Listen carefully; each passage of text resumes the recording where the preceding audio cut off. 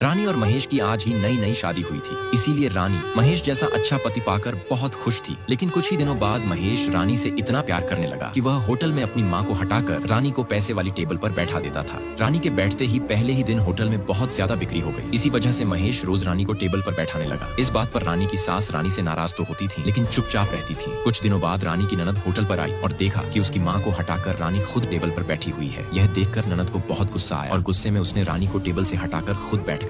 धीरे धीरे ननद रानी को डांट कर ऑर्डर देने लगी और रानी भी उसकी बात मानकर काम करने लगी। इसी दौरान एक दिन रानी के माता पिता होटल पर आए और देखा कि रानी तो एक नौकरानी की तरह काम कर रही है। यह देखकर रानी के पिता भी चुपचाप रह गए। अब धीरे धीरे रानी की ननद रानी पर हुक्म चलाने लगी और उससे खाने की टेबल साफ करने को कहा। रानी गुस्से में पूरी टेबल साफ करने लगी। फिर धीरे धीरे रानी महेश के साथ पराठे वगैरह भी बनाने लगी और महेश से कहने लगी, मैं तुम्हारी रानी हूँ या बिना पैसों की नौकरानी। फिर रानी सारे बर्तन भी साफ करने लगी। तभी वहाँ महेश भी आया और रानी के साथ मिलकर बर्तन मांजने लगा। अब रानी रोज रोज होटल के बर्तन मांजती थी। इसी वजह से रानी की माँ उसे और मजबूत बनने की सलाह देती थी ताकि वह अपने ससुराल में अक्कड़ दिखा सके। इसीलिए आज रानी होटल पहुँचते ही सबके सामने महेश से कहती है, गलती मेरी थी जो मैंने तुमसे शादी की। सोचा था कि तुम मुझे रानी से महारानी बनाकर रखोगे, लेकिन तुमने तो मुझे होटल की नौकरानी बना दिया है। यह सुनकर महेश बस इतना कहता है, मैं कुछ नहीं कहूँगा, और चुप हो जाता है। अगले दिन महेश अपने दोस्त से कहता है, मेरी रानी को मैं कुछ कहूँ तो गुस्सा हो जाती है और कुछ न कहूँ तो भी गुस्सा हो जाती है। उसी तरह रानी भी अपनी सहेलियों से कहती है, महेश मुझे डांटता नहीं, बस चिल्लाता है। इसलिए मैं भी महेश को छोड़कर नहीं जाती, बल्कि पैसे की मेज पर बैठकर मैं ही ग्राहकों के लिए महेश से हर ऑर्डर बनवाती हूँ, जिससे महेश मेरे सामने आकर हाथ जोड़ता है। लेकिन रोज रोज की परेशानियों से तंग आकर रानी अक्सर अपने मायके चली जाती और फिर अगले दिन लौट आती। इसी तरह की स्थिति रोज चलती रही, जिससे महेश भी धीरे धीरे पागलपन की हालत में पहुंच गया। गुस्से और निराशा में एक दिन वह जमकर खाना खाता है और फिर आखिरी बार मरने की सोचकर सड़क पर जाकर लेट जाता है। लेकिन सड़क पर गाड़ी वाले उसे शराबी समझकर गाली देकर भगा देते हैं। अगले दिन महेश शांति पाने के लिए तपस्या शुरू कर देता है, लेकिन तभी उसकी माँ आकर उसकी तपस्या तोड़ देती है। यह देखकर महेश बहुत गुस्सा हो जाता है। इसके बाद रोज की तरह महेश और रानी फोन पर झगड़ना शुरू कर देते हैं और आखिर में गुस्से में महेश अपना फोन ही तोड़ देता है। गंगा और राजू दोनों बचपन से ही आपस में प्रेम करते थे, लेकिन जब भी गंगा और राजू मिलते तो छुपकर ही मिलते थे, क्योंकि उनके गांवों में लोग छोटी छोटी बातों पर आपस में झगड़ा करते रहते थे।